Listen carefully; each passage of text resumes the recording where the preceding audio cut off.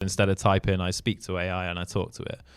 So that's one thing. I do think that it's an interesting one with the coaching side. So I have a prompt that I developed based on something I learned from one of my coaches, and it is an AI coach and an AI consultant. And what's interesting is I don't think that can replace coaches, but it's there 24/7. If I have anything I want to talk to it about, I can talk to it, right? And for me, I'm sometimes more open with a bot than I would be with a human, because with a human, there's always a judgment. There's always even if it's a coach and you trust them, there's always that feeling of like, oh, will I tell them I'm doing as well as I might be, right? So I think there's a place for it. I think maybe an AI with a coach, back and forth, so the AI can get some of the data, and then that preps a coach, right? You could use it as, okay, this is what they've been talking about with the AI version of me, and this is, now I've got this information to inform the conversation, so they're there 24/7. But back to AI in general, I used to use it for images. I stopped. I only now use it to make memes and funny images. Love that. I realize images of me naturally, even if it's just a candid selfie of me at my desk or whatever, is better than using these weird AI images. I never did the thing where I was like in a Ferrari or all of that kind of stuff. I did have one AI image once where I was asking it to put me in a Ferrari, and it made me have like a massive bobblehead.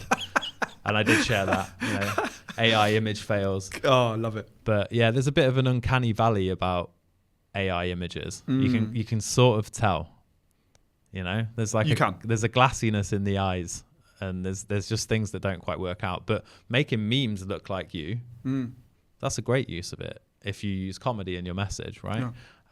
Using it as a back and forth. I've got this thing, what do you think about it?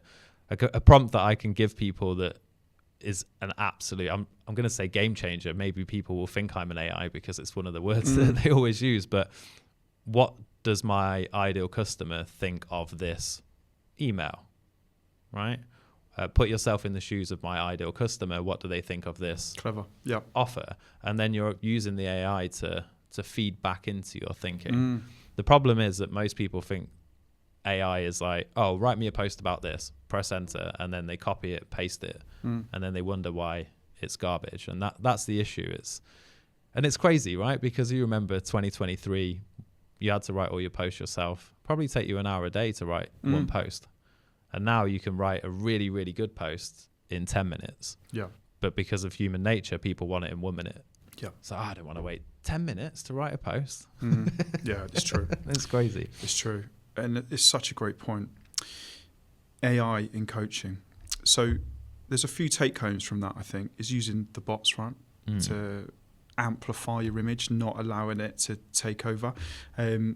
Not using AI images. I think that's a real take home for anyone who's listening. Or to use it wisely, like for fun. Right? To poke fun. I use Claude, so I write all of my content, but I use it to check it. And that's not just the framework, but typos. Sounds silly.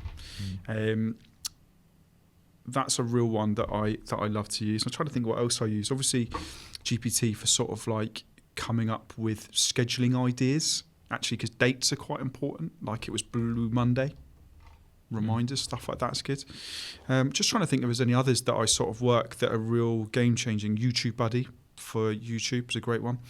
There's just so many now. There's just so many as well. That's the game's changed completely, hasn't it? I was going to say, the one that really changed my actual coaching practice was Otter AI.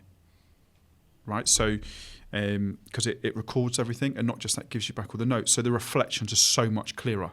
When I first started doing this 10 years ago, it was pen and paper.